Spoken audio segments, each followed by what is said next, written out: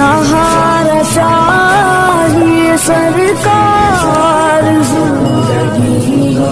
आपकी अम्मी मखदूम कायनात है, आपकी अम्मी शहजादी रसूल है।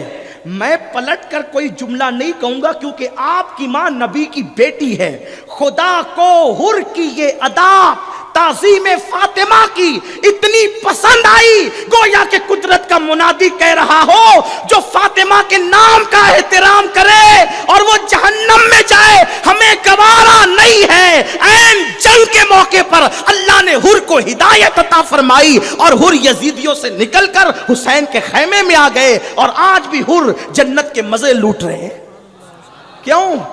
नाम फातिमा का एहतराम, सैयदा बीबी ज़हरा के नाम का एहतराम। बल्कि सुन्नियों याद रखना, अगर दुआ की कबूलियत में ताखीर होती हो, बीबी ज़हरा का नाम लेकर दुआ करो, अल्लाह तुम्हारी दुआ को फौरन कबूल करे। लेकिन शर्त है, नाम ले रहे हो तो दिल में जगह भी चाहिए, दिल में ताज़ीम भी चाहिए, अकीदत भी चाहिए, वरना ऐसे नहीं। बहरहाल वो साथ साथ रहा। आखिरकार दूसरी मुहर्रम को इमाम पाक करबला के मैदान में आए। इब्न जरीर लिखते हैं कि जब करबला के मैदान में आए तो चटियल मैदान था। अल्लामा इब्न जरीर तबरी लिखते हैं चटियल मैदान था। पूछा इस मैदान का नाम क्या है? तो कहा करबला का। अच्छा, करब और बला यही हमारी आखिरी आराम का है, खैमे लगा दो। बड़े बड़े मुअर्रिखीन ने लिखा है कि जब खैमे लगाने के लिए खूंटियाँ गाड़ने के लिए ठोकी गई तो खून निकल आया। एक अजीब बू आती थी। बीबी ज़ैनब ने कहा भैया यहाँ से तो गम की बू आती है। मौला पाक ने फरमाया बहन सब्र करो, हम अपनी आखिरी मंजिल पर आ गए हैं, आखिरी मंजिल पर हम आ गए। खैमे लग गए। उसके बाद अमर बिन साद, ये रय का गवर्नर था, इसको हुकूमत चाहिए, इसको रय की हुकूमत चाहिए थी और रय का गवर्नर था ये मौजूदा तेहरान का। इसको कहा गया कि जाओ और इमाम से जंग करो। उसने पहले सोचा कि मैं नहीं करूँगा, उसने इधर उधर बातें की, लेकिन फिर कहा कि अगर नहीं जाओगे तो रय की हुकूमत से हाथ दो, वहाँ की गवर्नरी से इस्तीफ़ा दे दो और हट जाओ। उसने फिर सोचा। बहरहाल अल मुख्तसर ये कि वो आ गया मैदान में। 22,000 का लश्कर, पहले 4,000 का आया, फिर और आया, फिर और आया। अचानक नहीं आए, बल्कि ये 2 मुहर्रम से लेकर 7 मुहर्रम तक लश्कर आते रहे और कुल मिलाकर 22,000 का लश्कर हुआ। लोग इस तादाद पर भी आज नुक्ताचीनी करते हैं। मैंने किसी को कोई बात नहीं करनी है, मैंने अपनी अपनी बात करनी है। इब्न जरीर भी यही लिखते हैं, हज़रत जो है वो अल्लामा सैयद नईमुद्दीन मुरादाबादी ने भी यही लिखा है। उसके बाद फ़कीह मिल्लत ने भी यही लिखा है। उसके बाद साहिब आयने क़यामत ने भी यही लिखा है। उसके बाद शाह अब्दुल अज़ीज़ मुहद्दिस दहलवी ने भी यही लिखा है। यानी बड़े बड़े हमारे जो असलाफ़ है, अहले सुन्नत के जो मोतबर और सिक़ा मुअर्रिखीन, उन्होंने लिखा है कि 22,000 का लश्कर था और बड़ा लश्कर जर्रार था।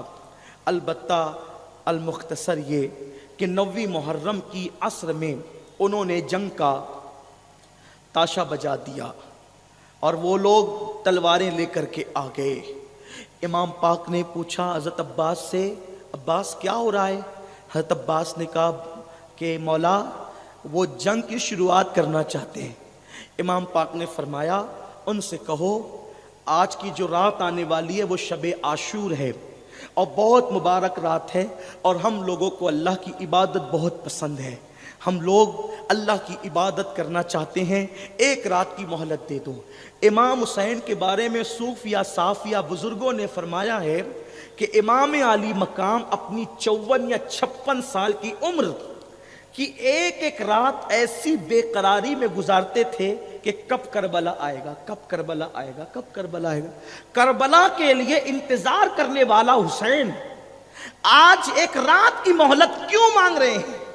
इसलिए कि जी भर के इबादत करें, अल्लाह की बारगाह में आंसुओं की सौगात पेश करें, तिलावत कुरान करें, सजदे नियाज लुटाएं, सजदे में खूब गिड़गिड़ाएं, क्योंकि अल्लाह को यह पसंद है।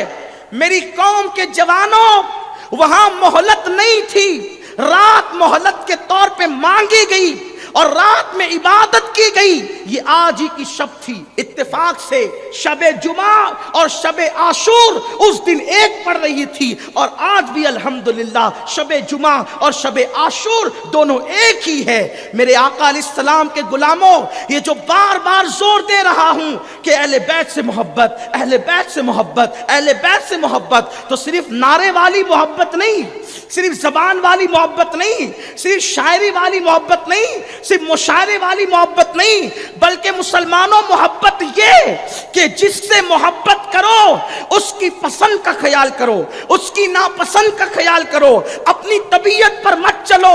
حسین پاک نے مہلت مانگی اللہ کی بارگاہ میں آنسو بہانے کے لیے۔ کیا آج کی رات ہم بھی آنسو بہائیں گے؟ اگر بہائیں گے اللہ کی خشیت سے آنسو تو تم حسینی ہو، کامیاب حسینی، تلاوت کریں گے تو کامیاب ہو، ورنہ اگر آپ معاذ اللہ پھر وائی فائی لے کر کے زنا کے مناظر دیکھنے کے لیے بیٹھ گئے، عورتوں کو دھکا دینے بیٹھ گئے، کسی کی آبرو پہ ہاتھ ڈالنے بیٹھ گئے، کیا منہ دکھاؤ گے امام پاک کو؟ اس لیے امام نے عبادت کے لیے مہلت مانگی تھی۔ بہرحال انہوں نے کہا ٹھیک ہے، کل صبح جنگ کریں گے۔ المختصر یہ کہ پھر رات اہل بیت کے خیمے میں امام پاک نے عبادت کے آغاز سے پہلے سب کو جمع کیا، اپنے آوان و انصار کو سب کو اکٹھا کیا۔ اکٹھا کرنے کے بعد ایک خطبہ دیا۔ خطبہ یہ دیا، دیکھو یزیدی میرے خون کے پیاسے ہیں، وہ مجھے پائیں گے کسی کا کچھ نہیں کریں گے، جنگ ہوگی، جانے جائے گی، سر جائے گا، قتل کیے جائیں گے، لاشوں کی بے حرمتی ہوگی، سب کچھ ہوگا، میں تمہیں بخوشی اجازت دیتا ہوں۔ چراغ بجھا دیا، چراغ بجھا دیا اور کہا میرے آبان و انصار، میرے ایک ایک گھر کے فردوں کا ہاتھ پکڑو اور تم لوگ ان کو لے کر چلے جاؤ، جب وہ مجھے پائیں گے تو وہ تمہیں کچھ نہیں کہیں گے، جاؤ چلے جاؤ۔ میں نے چراغ بجھا دیا ہے تاکہ کوئی مجھے نہ دیکھے، کسی کو میں نہ دیکھوں۔ جب امام پاک نے کہا کہ چلے جاؤ، میں تمہیں اجازت دیتا ہوں، تمہارے ساتھ کوئی تعارض نہیں کیا جائے گا۔ امام پاک نے چراغ بجھانے کے بعد جب خاموشی اختیار کی تو خیموں میں سسکیوں کی آواز بلند ہوئی۔ چراغ جلا تو کوئی بھی وہاں سے ہٹا نہیں تھا۔ حضرت عباس نے کہا مولا حسین تمہارے بعد ہم جیئیں گے؟ مسلم ابن اوسجا نے کہا اس زندگی پہ لعنت جو آپ کی بے وفائی کے ساتھ ہو، ہم نہیں جائیں گے۔ حضرت مسلم بن عقیل کے بھائیوں نے کہا کل بی بی زہرا کو منہ کیا دکھائیں گے؟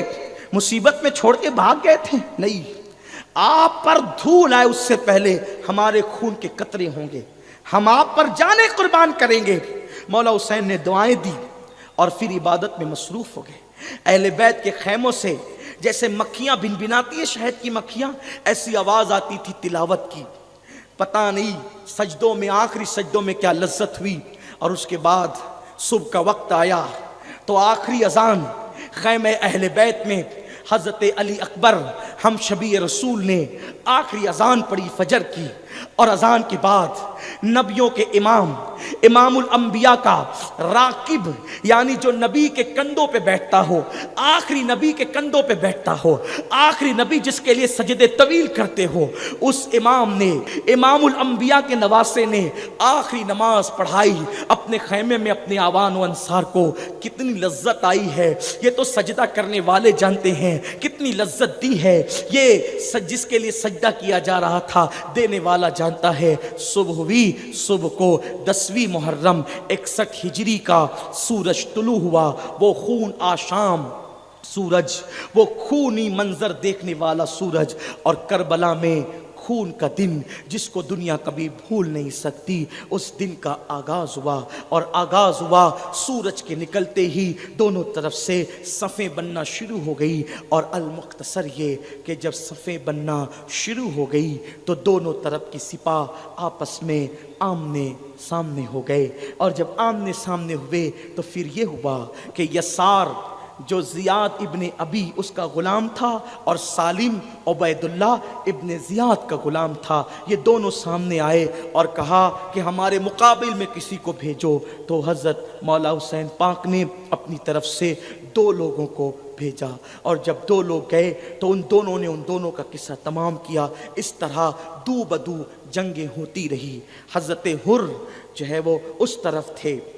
جنگ کے آغاز ہی کے وقت ایڑ لگائی، مولا حسین کی بارگاہ میں آئے، معافی تلافی کی اور کہا مولا مجھے نہیں پتا تھا کہ یہ آپ کے ساتھ جنگ کریں گے، ان بدبختوں کا دل اتنا سخت ہو جائے گا، مجھے معلوم نہ تھا، اس لیے میں نے یہ سب کچھ کیا، آپ مجھے معاف کرتے ہیں؟ امام نے فرمایا حر جا، تو جہنم سے آزاد ہے، حر جا تو جہنم سے آزاد ہے۔ میں حر کے مزار پہ گیا، میں نے کہا حر تیری عظمت کو سلام، یزیدیت سے نکل کر حسینیت میں آنا، قیامت تک دنیا تیری بارگاہ میں سلام عرض کرتی رہے گی، اللہ اللہ۔ پھر اس کے بعد حر شہید ہوئے اور پھر اس کے بعد اور لوگ شہید ہوئے۔ اس وقت ایک واقعہ ہوا، بس وہی کہہ کر اپنی گفتگو ختم کر دوں۔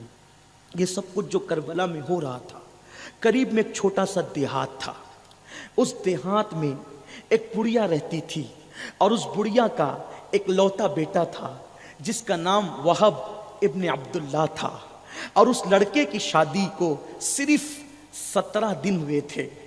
جیسے اس بڑھیا کو کسی نے بتایا کہ کربلا میں امام علی مقام کے ساتھ 22,000 کا لشکر جنگ کرنے کے لیے آیا ہے، تو بڑھیا نے اپنے 17 دن کے دولہا بیٹے کے پاس جا کر لپٹ گئی، بیٹا کبھی تو نے مجھے نہ نہیں کہا، میں نے تجھے جو حکم دیا تو نے میرا حکم مانا، کبھی تو نے میرا دل نہیں دکھایا، میرے بیٹے آج اپنے دودھ کی قیمت مانگنے آئی ہوں، میرے بیٹے آج اپنے دودھ کی قیمت مانگنے آئی ہوں۔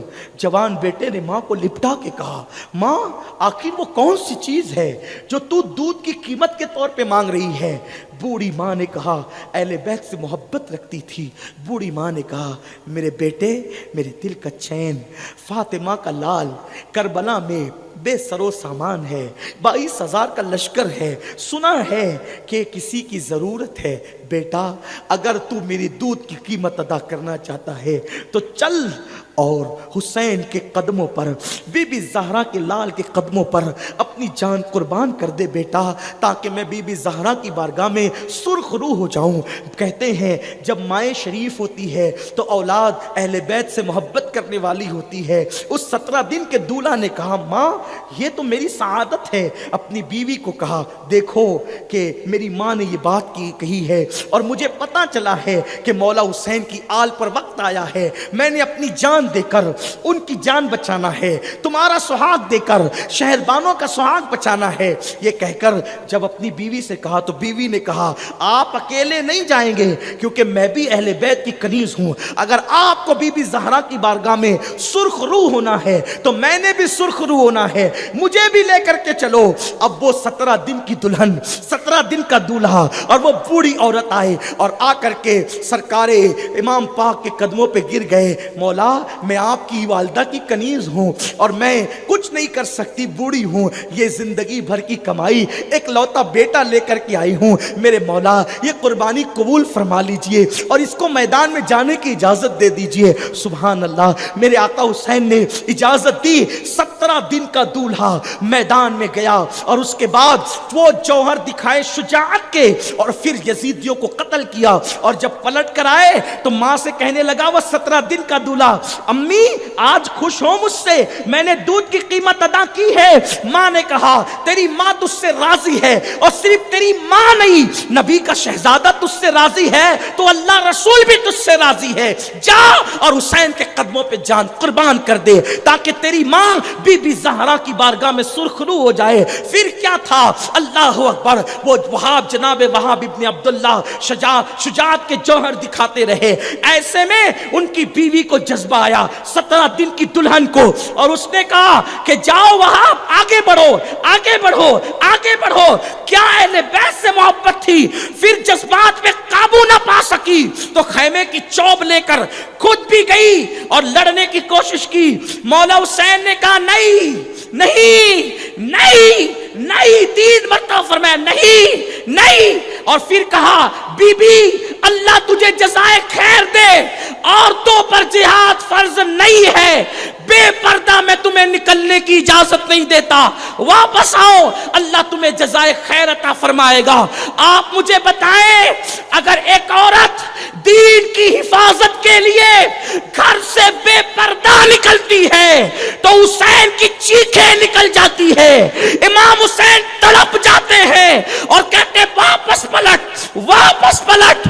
دین کی حفاظت کے لیے بھی کسی عورت کو گھر سے بے پردہ نکلنے کی اجازت مولا حسین نے نہیں دی ہے۔ میں اپنی ماں اور بہنوں سے پوچھنا چاہتا ہوں، اگر دین کی حفاظت کے لیے ایک عورت بے پردہ باہر آ گئی، حسین نے ان کو واپس بلایا، اے خاتون جنت کی کنیزوں، تم تو ولیمے میں بھی بے پردہ، میت میں بھی بے پردہ، میلوں میں بھی بے پردہ، مولا حسین کے دل پر کیا گزرتی ہوگی۔ اس لیے ہزاروں کی تعداد میں یہ جو خواتین اسلام آئی ہے، آج میں عاشورہ کی شب ان کو بھی پیغام دیتا ہوں، سیریل کی اداکارہ کے طریقے پہ مت چلو، ناجائز تعلقات کی لعنت کو ختم کرو۔ بی بی زہرا کی کنیزوں، ایک عورت کی عزت اور آبرو سب سے زیادہ قیمتی ہے۔ میرے نبی نے ایک عورت کی عزت کو کعبۃ اللہ سے بھی بلند کیا ہے، بلکہ رسول اللہ کی حدیث ہے، حضور نے کعبے کا طواف کرتے ہوئے کہا تھا، اے کعبہ تو بہت افضل ہے، تیری شان بڑی عظیم ہے، لیکن تجھ سے زیادہ حرمت میرے ایمان والے امتی کی ہے۔ اس لیے میری بہنوں، سیریل کی اداکارہ کو دیکھ کر، فلم کی اداکارہ کو دیکھ کر، اور اپنے جوانوں سے بھی کہتا ہوں، کیا دن آ گئے گنبد و مینار کے شہر میں بیٹیاں برقع پہن کر کسی کا ہاتھ پکڑ کر جائے گی؟ کیا اسی دن کے لیے حسین پاک نے دین بچایا تھا؟ کیا اسی دن کے لیے مولا حسین نے قربانی دی تھی؟ نہیں۔ پکے سچے کردار کے حسینی بنو، ظاہری لبادہ اوڑھنے سے کچھ نہیں ہوتا، ظاہر کو مت بدلو، صرف مکار مت بنو۔ تم دنیا کو دھوکہ دے سکتے ہو، حسین ابن علی کو اور ان کے نانا کو دھوکہ نہیں دے سکتے، اس لیے اپنا ظاہر بدلتے ہو، اپنا باطن بھی بدلو، اپنی تنہائیوں میں اللہ سے ڈرو، اپنی تنہائیوں کو خدا کی یاد سے آباد کرو، پاپی مت بنو، مجرم مت بنو، عیاش مت بنو، ورنہ دنیا بھی تباہ ہوگی، آخرت بھی تباہ ہوگی۔ مولا حسین نے اس کو آواز دی، وہ بیوی واپس آ گئی۔ پھر کیا ہوا؟ چاروں طرف سے 17 دن کے دولہے کو گھیر لیا گیا، گردن اڑا دی گئی۔ مولا حسین وہ گردن لے کر آئے اور اس بوڑھی ماں کے ہاتھ میں دی، لے اللہ تیری قربانی کو قبول فرمائے۔ اس بڑھیا نے اپنے بیٹے کی پیشانی چوم کر کے کہا، بیٹا تو نے اپنی ماں کے دودھ کا حق ادا کر دیا۔ اور اس نے اپنے ہاتھوں سے سر کو اپنی بہو 17 دن کی دلہن کی ہاتھ، 17 دن کی دلہن کیا ہوتی؟ 17 دن کی دلہن بیوہ ہوگی، اس کے دل پر کیا گزری ہو۔ اس نے بھی سر کو لیا اور سینے سے چمٹا کر کے کہا، وہاب شہادت کا دولہا تو اکیلے بن گئے ہو، لیکن جنت کا دولہا اکیلے مت بننا، جب جنت میں جانا تو مجھے ساتھ میں لے کر کے جانا۔ اس کے بعد کیا ہوا؟